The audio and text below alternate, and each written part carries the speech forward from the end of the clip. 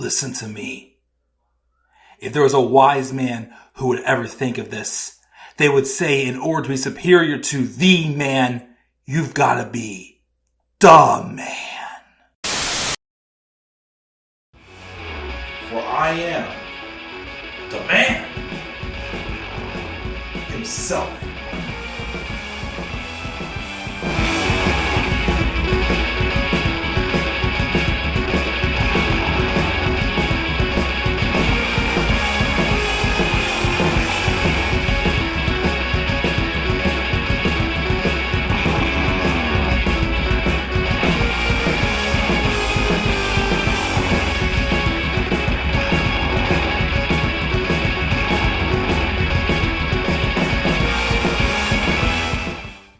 Hello, what is going on? How y'all doing on this Wednesday evening? This is the Club of the Man 1993, and this is my review of this past Monday night episode of Monday Night Raw. The October 23rd, 2023 edition of Raw, and it took place at the American Airlines Center in Dallas, Texas. Home, of course, well, not the American Airlines Center, but Dallas, Texas was the home of WrestleMania 38 and WrestleMania 32. We're going to talk about everything that happened on the show. This is the second to last episode of Raw till WWE's Crown Jewel event, which takes place next Saturday in Riyadh, Saudi Arabia. And as far as this episode goes, look, since Triple H has been knighted 99% control of creative, you're going to see, again, as we keep saying this too, and let me put it out there too, I am not looking at everything Triple H does through rose-tinted glasses. I'm not. He's not perfect.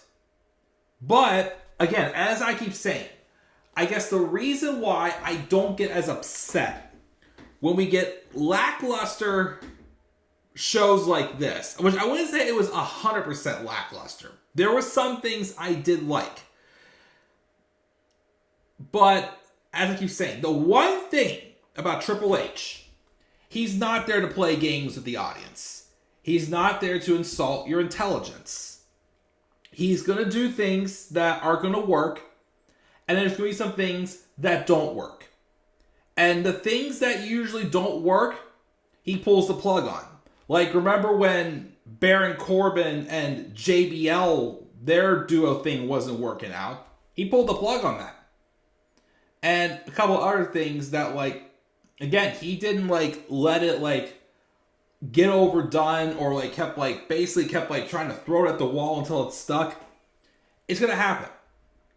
And I wouldn't say this episode by far, since Vince got out of the way, was probably the weakest episode, I would say. There were still some things I enjoyed, such as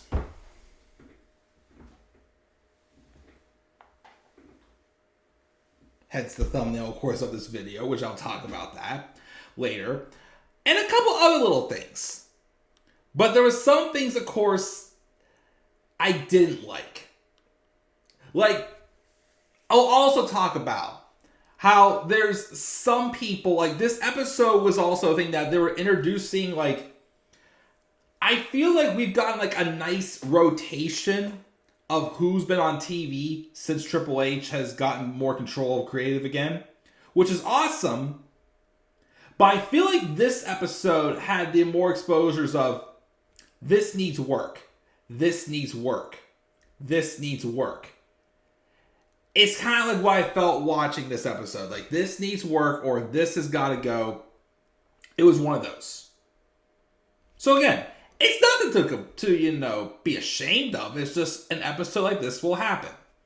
It felt like kind of like a breather episode. Like, a lot of stuff for Crown Jewel is already pretty well established. So the next week or two may be a little bit of filler. But if you want to give, like, some people some spotlights, even if, they may need work, like an Indi Hartwell, a Nikki Cross, a Xia Li, I'm mentioning a lot of female wrestlers I know. A JD McDonough and a few others. Cool. Some of the stuff didn't make sense, like the stuff with JD McDonough and Damian Priest all of a sudden being okay again, working together, or getting the same repetition of no like smooth continuity with the Judgment Day, which is my biggest gripe. Nia Jax, getting a microphone again over all the other women in that contract signing. And a few other things I'm going to talk about. But again, there were some things again that were like, okay, I'm interested in seeing where this goes. Like the stuff with Nikki Cross. The stuff with Drew McIntyre. Couple other little things. Ivar had a vignette of his own. We'll see what happens with that. So again, there was... I'll be courteous to say it was a decent episode of Raw. But it was an inconsistent decent, I thought. So, we're going to roll right in. We're going to talk about this. And then we're going to move on. The show opened up with the Judgment Day coming out. And they were just bragging about how they won they just won the tag titles back. And they got to celebrate, blah, blah, blah. Which brings out Cody Rhodes. He basically exposes them, saying how Rhea Ripley is pulling the strings and cutting the deals, including with the Bloodline. Once again teasing that they are going to somehow make their way back there. But he wants to talk to Damian Priest. Last week, Priest gave him a low blow. And if he thought that was the final shot in this fight, he was wrong. They go back and forth, and then... basically, it sets up for Damian Priest and Cody Rhodes having a singles match at Crown Jewel. Okay, I don't hate it. The thing I'm worried though is going to happen. It is going to be like the breather match of the show, like it was with Dominic and Cody at Money in the Bank. I mean. At the time, yes, Vince was getting more control on things. Honestly, if you do Damian versus Cody, at this point, I would kind of want to see Damian win. Get him a nice rub in a singles match on pay-per-view, I think would be a good idea. But I have this feeling it's just another filler thing for Cody to do before he gets to the Mania season. That's what I'm worried about is going to be the case. But anyways, Cody then says, why wait though? What about now? Why don't we give them a preview? So, basically, Rhea and Dom... Rhea's like, I like that idea. And looks past Cody. And Rhea and Dom are coming out to surround Cody. Jey Uso, though, comes down and blasts Dom while Dom and Rhea are coming down the ramp. And then Damian and Cody go at it. If Cody was hanging in there, but then out of the blue, and this part made no sense for me. JD McDonough comes out and blasts Cody from behind.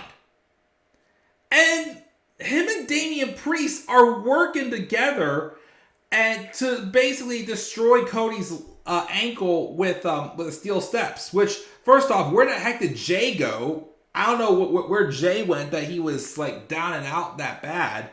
Because he blasted the Dom and then that was it. I don't know what, I mean, I might missed something, but I don't know what happened to Jay. But yeah, it made no sense. The last time we saw Damian Priest and JD McDonough, Priest was mad at JD McDonough because McDonough costed him their tag titles. But what, now that they won their titles back, JD's okay, but even though he did nothing to redeem himself? Again, it made no sense. Why all of a sudden, are we okay again? Are they okay with JD McDonough? Nobody at all addressed JD McDonough. He's going to get a match against Seth Rollins next week, which he'll probably lose. Again, even this Judgment Day stuff makes no sense. I mean, I get what they're doing on this episode of Raw. They're trying to recruit basically anybody to try to get in everybody's heads, basically, which would work if they were, I don't know, winning matches, not looking like jokes. And then when they do win, it's like, why do you care now? Like, I'm sorry. If the whole... I'll say this. I know, especially last year, when Triple H took over for Vince, and don't forget this again, Triple H is not going to fix everything overnight. Stuff is going to take time. But, and I get also that Triple H is trying to, even if he's trying to, fix things, he is trying to at least keep the continuity of what was going on before he took over. But Judgment Day trying to make them like the most dominating unit on Raw, or in the whole company, is way past its course. Again, their booking has been so inconsistent that moments like this show, like with Rhea Ripley trying to recruit people, or JD McDonough trying to get into the Judgment Day, with all the back and forth it's been, it's too late. You gotta split these guys up. Rhea and Dom can stay together. Finn, go on your own. If you want JD to be like your protege, okay. Priest, you gotta go on your own. This Judgment Day stuff has run its course. Even my wife says too, they are everywhere. They are everywhere, but they're nowhere close to the bloodline. I mean, I said this when they first started together as a trio with Finn, Damian, Rhea, before Dom came along. This could have been something that could have worked really well. But again, the problem is the booking has just been inconsistent. Mostly because Vince had his hands on it at one point, and that's what happened there. But it was more consistent. This would be better. Judgment Day, though, being the dominating unit of the company, is past. It's past. That ship has sailed. We got to move on from this, because again, it's not. Nothing's changing. It's the same crap all the time. So we had that start the show. Cody Rhodes has a bad ankle. Then we had a random match with the New Day and the Alpha Academy. It was face on face. And New Day just won with Xavier Woods hitting the limit breaker on Otis. But yet later in the show, they were backstage celebrating with them. Don't get why, but whatever. We also have Becky Lynch backstage, who she had a title match on Monday against Indi Hartwell. And we also had her have a match last night at Halloween Havoc Night 1 for NXT against one of my favorite upcoming wrestlers, who I was a big fan of hers in NXT UK, Lyra Valkyria, or formerly Aoife Valkyrie in NXT UK. So I'll spoil that in a few minutes. So if you've not watched NXT, well, I didn't watch NXT. I just read the results anymore. But if you didn't watch NXT, you may want to skedaddle for a second and go watch it. But anyways, so she has a little hype video for both of her opponents. Indi never lost her title.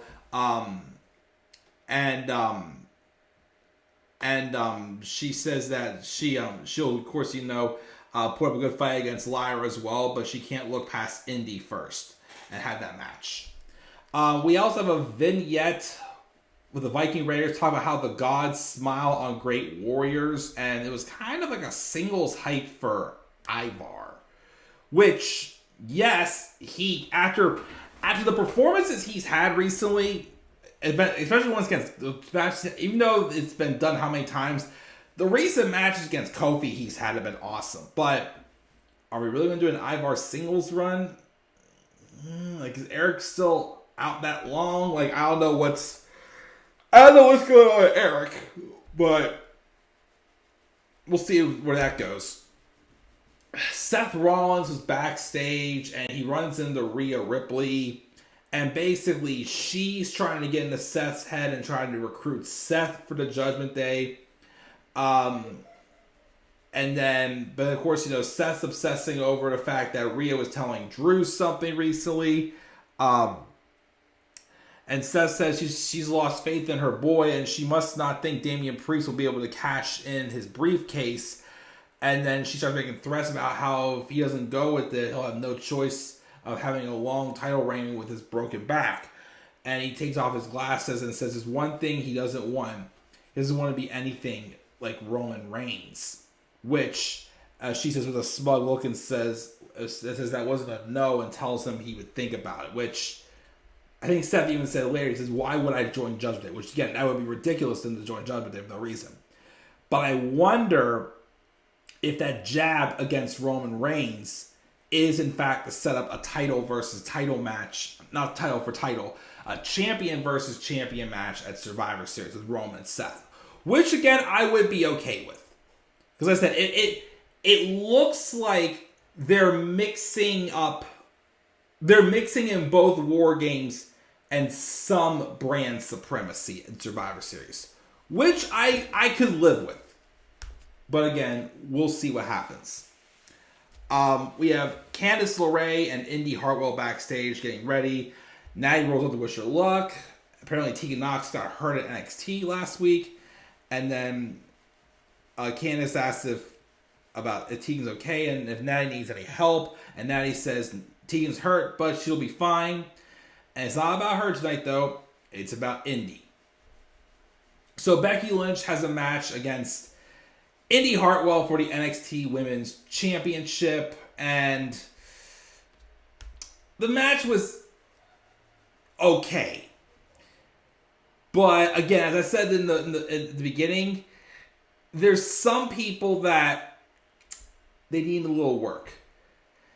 And I do think Indi Hartwell, although she is good, I do like Indi Hartwell. I still think she needs a little more work. I don't think, like, Tegan Nox had a story popping off of her. Indi, decent in the ring, but I heard the fact that she's like kind of like Candice's protege or whatnot. Something's missing from her, I feel like. So if she can get that little bit of an oomph, she could do something. But this match, it showed okay, she's not bad, but in my opinion, she needs a little work. Becky does retain, shows the respect to Indi, and then has this nice little moment of a stare down with Lyra Valkyria, who apparently pulled an upset and I think beat Becky with a roll at Halloween Havoc last night. Kind of surprised, but especially because they have Xia Li, who's trying to get a shot as well, and she ambushed Candice LeRae after the match backstage, but now that Lyra has the belt, not quite sure where it's going. So, we'll see. But that might be the end for NXT for now. We'll see as well. Adam Pearce is getting prepared for the contract sign for the Women's Fatal 5-Way when SmackDown General Manager Nick Aldis shows up. And Aldis apologizes for getting off on the wrong foot on SmackDown, and he takes full responsibility. It was rookie error. He was just trying to establish authority. And he wants healthy competition between the two brands and not tarnish their personal relationship. He offers a handshake and a sincere apology, and Pearce says he gets it, and it's all water under the bridge. And as a good gesture, instead of throwing all this out like he did to him on SmackDown, he'll allow him to stay to see how things go on the flagship show. Which I'm like, that might not be a good idea, because what if Nick Aldis has something up his sleeve? Which, did something happen? We'll talk about it later. Anyways, though, we have the contract signing for the Fatal 5-Way. The 4 challengers come out and Adam Pearce says Rhea Ripley is the source of most of the chaos. He'll get her signature later. They all sign the contract, and then Rhea Ripley comes out. And she got impatient, and she's not going to get something off her chest. And she's not happy about this Fatal 5-Way. saying it's a conspiracy, a setup, and she could beat everyone in the ring individually. And the more he tries to control her, the more she'll make his life a living hell. And then she says what he's doing, but the only thing that will happen is he'll have 4 less women in the division when she's done. None of these women can beat her. And she'll prove she's the most dominating woman in the division. I like how Cage Side Seats doesn't even bother saying what she said, but after this, Nia Jax gets the microphone. And again, literally, I'm not even joking. This is what it says on Cage Side Seats. She is that bad that all Cage Side Seats says is Nia gets on the mic and blathers for a while before a brawl inevitably breaks out. Not even saying what Nia said, which cracks me up because all was like, oh, I get it. You are preparing her to be squashed. You are preparing her to be squashed by me. You're going to do that by me. And I'm like, dear Lord. First off, the outfit she was wearing was dreadful. And of course, I keep saying, she sucks on the microphone. She's cringe. Why? You gave microphone time to the champ, yes. But of all people, give any more microphone time in this match.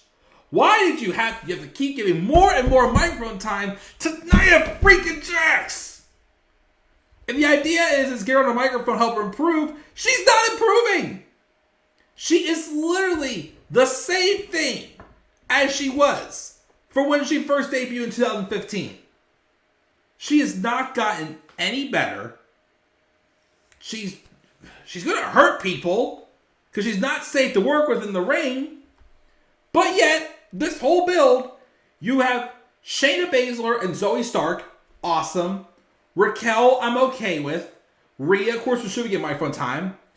But you've given so much time to Nia Jax, and all she's doing is saying, I'm going to squash you.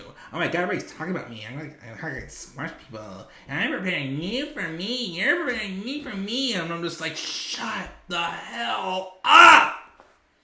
And then, yes, they have a brawl, and Rhea signs the damn contract later. But God, they've got to stop giving Nia Jax the majority of the microphone time in these women's segments. Or, heck, don't give her a microphone at all. And then it'll be all solved and mission accomplished. Ludwig Kaiser preparing Giovanni Vinci how he needs to take out Johnny Gargano. Bronson re-rolls up and says, hey, your boss gave you a hell of a fight last week. Whenever he's ready for round 2, though, he'll be ready to go. And then Akira Tozawa comes out of nowhere and taps Bronson on the shoulder, who's wearing Alpha Academy gear. He was out there actually for Alpha Academy's match. And he asked Bronson for a match. And Bronson's like, no. And then Akira chops him. He was, I want a match. Bronson's like, okay, it's your funeral. Which Bronson did squash Tozawa later. And it did lead to some weird backstage stuff again with New Day and Alpha Academy, who just fought, yet now they're cool with each other, which made no sense. It basically was like a bunch of face tag teams like them. They were basically telling, Akira, don't give up, and then DIY show up as well, which, speaking of which, Johnny Gargano beat Giovanni Vinci, and it was a quick match. And Tommaso Ciampa came out at ringside also to stop Ludwig Kaiser from getting involved in the match. So yeah, DIY is back.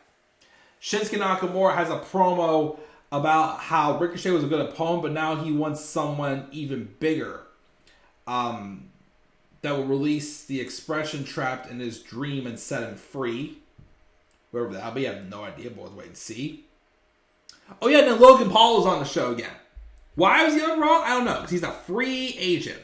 Comes out all narcissistic, bragging about himself, this and that. He's saying how he'll win the U.S. title from Rey Mysterio since he's a free agent. He may even come back to Raw to defend the title. Dominic Mysterio comes out. And, the chorus of boos come in, but they basically cut a promo. Logan says Ray was right about how they're similar, but he left out what hardships they had to overcome. And then they basically start talking crap about Rey Mysterio.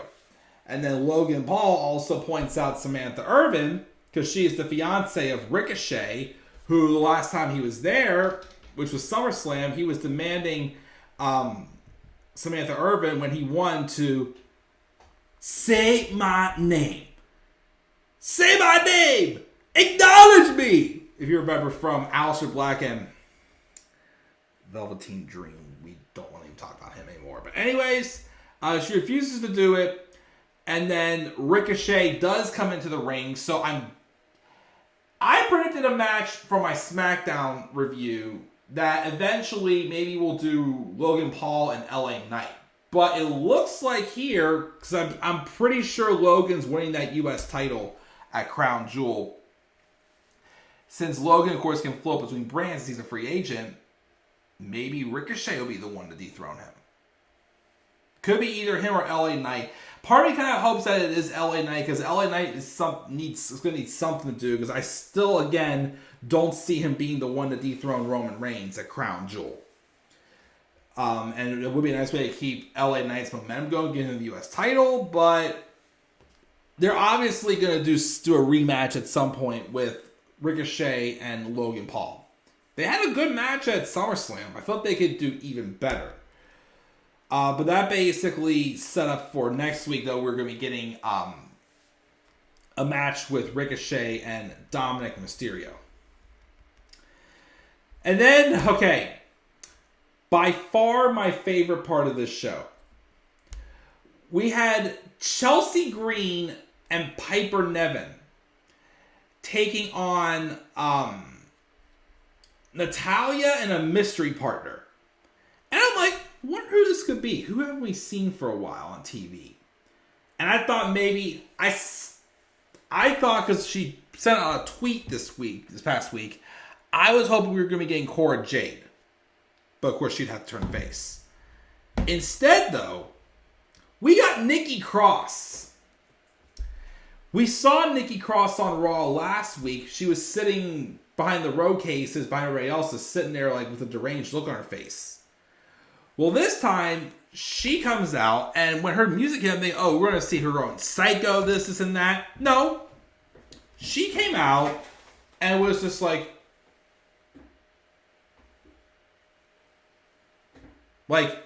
possessed in the face, walking slow, not even changing any sort of expression. How she kept a straight face, I don't know. But the match starts. Nikki stayed on the ramp, just like staring straight ahead, not blinking, not anything. And in the middle of the match, she just walked out on Natty. Natty, of course, tried to fight back, but Chelsea and Piper do win. But yeah, the thing came out of the match, it was Nikki Cross. I loved it. Of course, it is her face is going to be the thumbnail for this. It is the cover picture for my Twitter. I loved it. I loved it that much that the next day at work, I saw the candy dish, and the one lady who fills that dish knows I love Reese's. I literally walked like Nikki Cross with the same expression down the aisle cubes at work. Didn't even look over at the dish, grabbed the Reese and kept walking like Nikki Cross. People looked at me like they thought I was crazy. And I don't care. I thought it was hilarious. But yeah, again, this, like something like this, yes. I am interested to see in what happens with Nikki Cross. What character development she gets. Although, again, I don't know how much longer we will be seeing her, because I keep hearing that she does seem to be, she's starting to focus on her life after wrestling. She's getting her PhD, I think it is, which, that's awesome. So we'll see what Nikki Cross can contribute. Again, definitely give her the right book and she will excel. But I can't wait to see when we get more of this. The possession and everything is just priceless. Anyways, we're backstage after that, and we're of course informed that Cody Rhodes has an ankle injury, as we knew. Jey Uso's getting ready for his main event match against Damian Priest when Drew McIntyre rolls up. He goes, I apologize for last week because he can't possibly imagine how it feels to have the bloodline cost him a title. Well, just so you know, as I learned, get over it. And that whether what happens in this match with Sami is on him. They make their entrances, and before we have the match, we have The Miz backstage complaining that he's not been on the show. And he's saying all he's done, and he thinks that Adam Pearce doesn't respect that, but maybe Nick Aldis will. Rhea Ripley rolls up and signs her contract and then passes it off when Miz gets angry that the cameraman is following her. And, of course, taking away from attention from The Miz again. Drew McIntyre and Sami Zayn had their match, which was a pretty good match. Definitely the best match of the show. Great back and forths, great counters, had great chemistry. Of course, towards the end of the match, though, Rhea Ripley came out. And she just stood on the ramp and watched. And based off some distractions, it helped Drew McIntyre win the match. Afterwards, he just broke free, walked to the back. But of course, is there something going on with him in the Judgment Day? Yeah, we're still on his toes with Drew McIntyre, who is like, again, like, you still feel like he's a ticking time bomb. And he's just going to blow any second.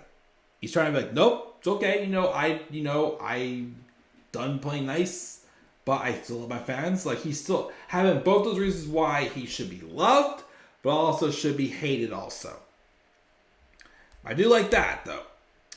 Of course, Adam Pearce rolls up to Nick Aldis talking with Katana Chance and Caden Carter.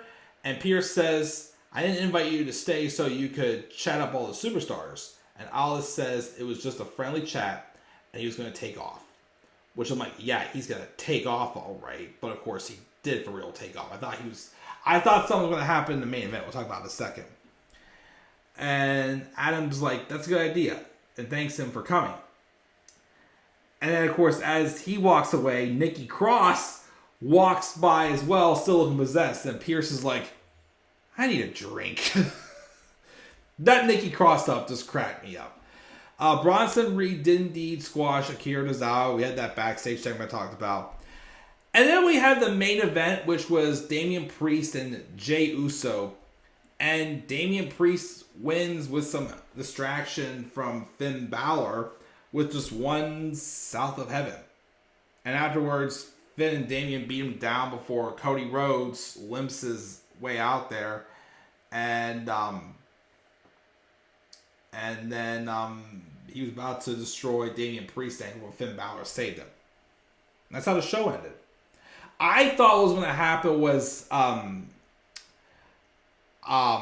was Jimmy Uso was going to interfere again and show that maybe Nick Aldis was like letting him in. Because with how he stuck around, you thought something could have gone awry. But that was Raw. It had some stuff I liked. Of course, my favorite stuff was still the stuff with Nikki Cross. But there was a few things I didn't like. Again, Judgment Day's booking, inconsistent. The women with Nia Jax getting so much, microphone time in that ugly outfit she wore, dear Lord. A few other things, but it was decent. Like I said, it felt like a breather show. I give it a C+. We'll see what happens next week. We could be getting the same thing, though, since we're just getting ready for Crown Jewel. And after Crown Jewel, lead up to Survivor Series, it'll probably be a fresh slate. So, we'll see what happens. But guys, C+ for Raw. What are your guys' thoughts on Raw for this week? You guys leave thoughts down in the comment section below. And be sure, as always, also to slap a like on the video and subscribe for more content on my channel. And follow me on Twitter at the Club of the Man 93. And also on TikTok and Instagram at the Club of the Man 1993. And until then, guys, I'm checking out. I'll catch you guys all later. Have a great rest of your night. And do not forget, in order to be superior to the man, you've got to be the man. And for I am the man. himself. And that is not just an opinion. That is a fact of life. Yeah!